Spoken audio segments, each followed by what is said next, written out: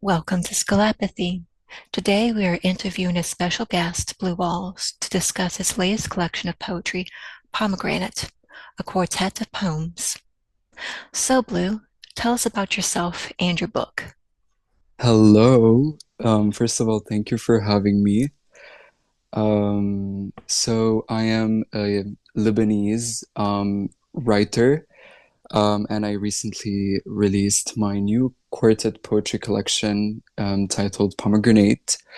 Um, the concept behind Pomegranate is basically to just put all my thoughts in one bucket, and I want it to feel like an art piece. I want the reader, when they're gonna read the collection in order, to feel like they are in front of a painting, a bunch of colors, a lot of emotions, and yeah, this is basically um, what is Pomegranate about.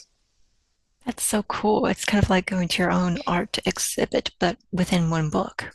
Totally, totally. I love that. So, in the book, we could expect both poetry and visual mediums. So basically, yes, there is poetry. This is the heart of the body of work. And I did draw some art pieces, just like the one on my profile picture, Mm-hmm. and others that I will be revealing soon because the book is not Mm. yet available to download, but will be soon. So. And so, where can people follow you meanwhile to get alerted that your book is ready to be purchased? You can follow me on Instagram. It's at it's blue walls. That's it. And on Twitter, it's blue walls. And on TikTok, it's also it's blue walls. So it's Mhm. blue walls everywhere.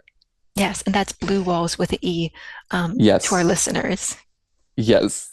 Yes, that's awesome. Would you be willing to give our listeners a couple of poems from your collection Of so they can get a taste of course. it? Of course. So I chose to perform today Pomegranate, the first poem on Pomegranate. Hmm. I call it the title poem of the collection. Just to give a quick backstory about what is pomegranate. Um, Basically, that was the last poem I wrote on the collection, and it felt like an introduction more than a normal poem to the collection. I don't know if what I said makes sense. Hmm. So basically, what I said while writing it, it's like mixing all the colors of the rainbows. And when you have like this brown grayish color at the end. Hmm. Yeah, that's exactly how it is. And just like talk and talk and like literally my brain. This is my brain talking. Pomegranate. I've got a burning mind, trapped in a bellyache.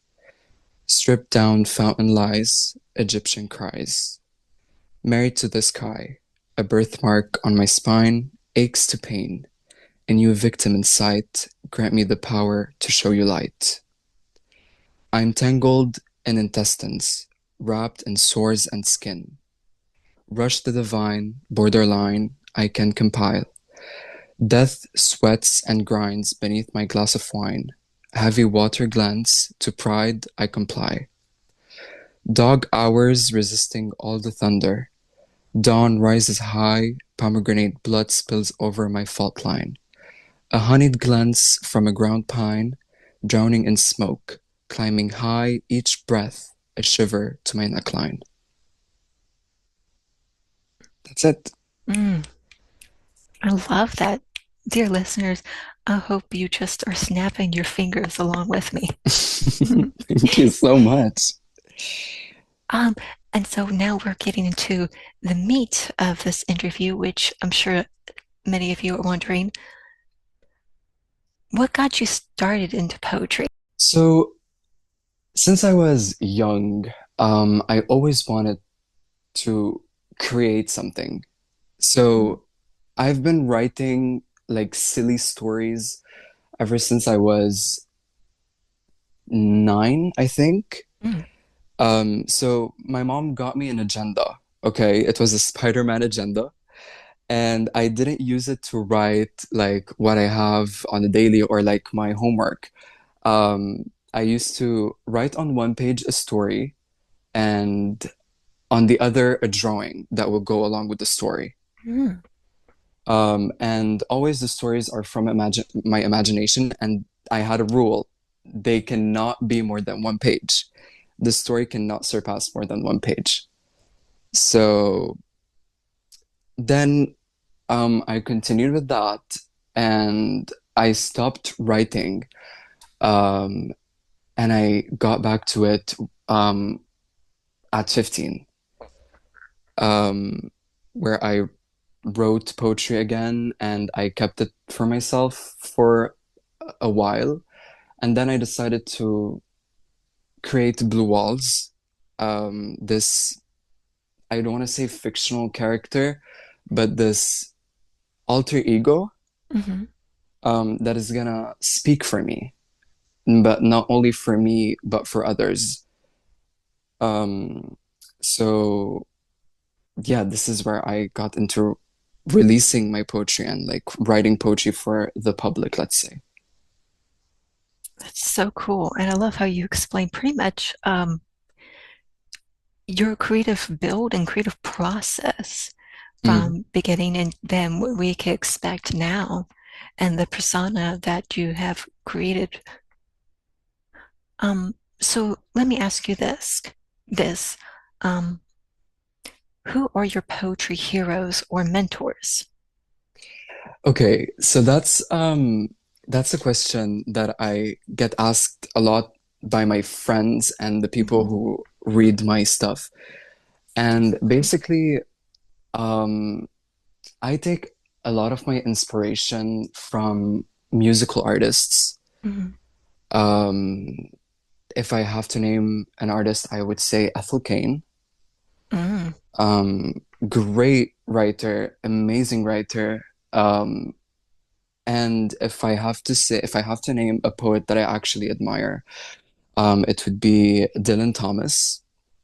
mhm, And I'm currently reading a book of his, like a collection of a bunch of his books. So, and I'm eating, devouring those words. devouring those words. He's insane. The way he writes, and no, actually, imagine reading a Dylan Thomas poem on the bus. Mhm. That's tough. That's tough. Let me tell you, that's very tough. Oh yeah, I can picture it now. Yeah. But once you start, you have to like keep going.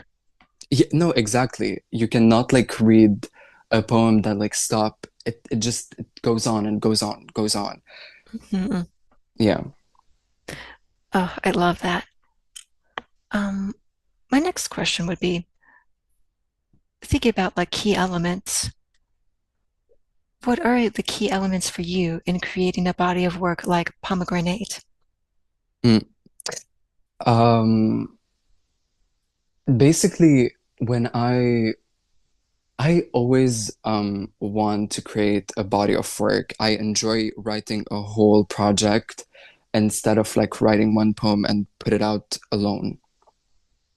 Um, so when I am working on a body of work, um, the key element would be to to Mm, like push my writing abilities and my thinking and imagination to its limits. Like when I start writing a poem, I don't stop myself and like edit at the same time. You get what I mean? It's yeah. like I write even if I want to write like the ugliest shit, I will keep on writing because this is what my brain is producing at the moment. Mhm.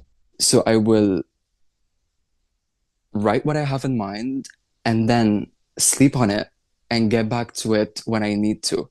When I feel like I need to get back to this one um piece that I've been working on, Mhm. I polish it then.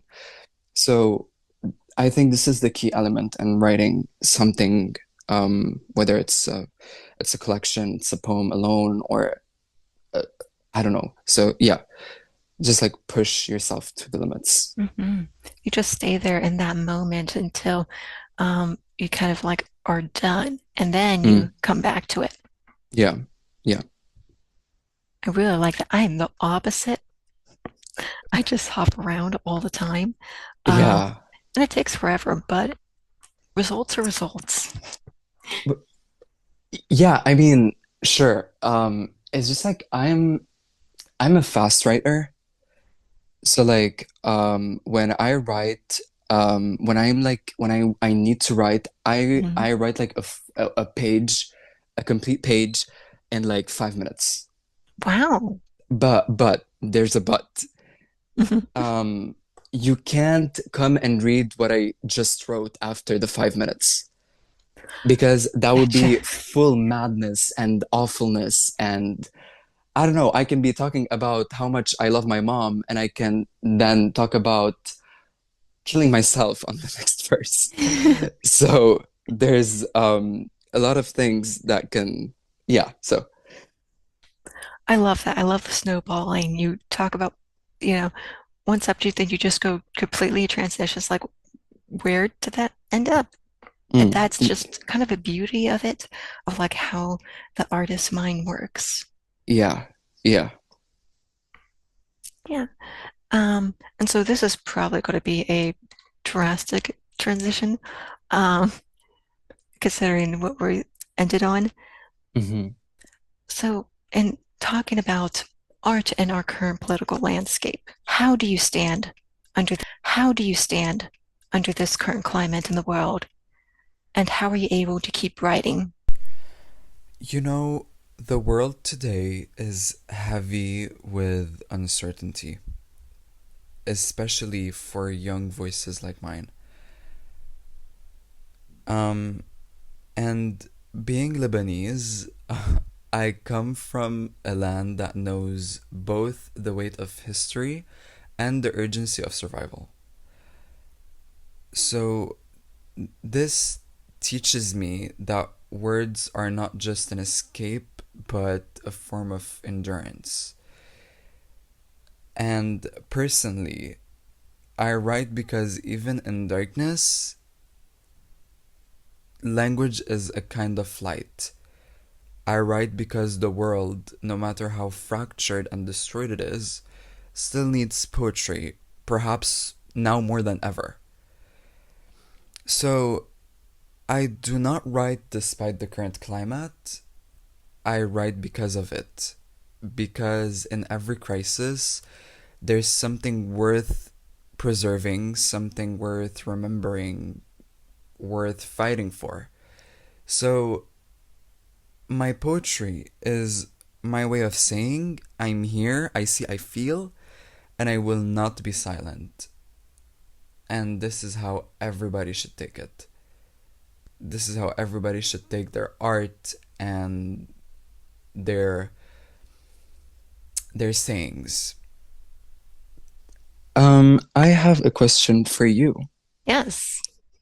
So, as a writer as well, give me a tip on how to keep my creative juice flowing.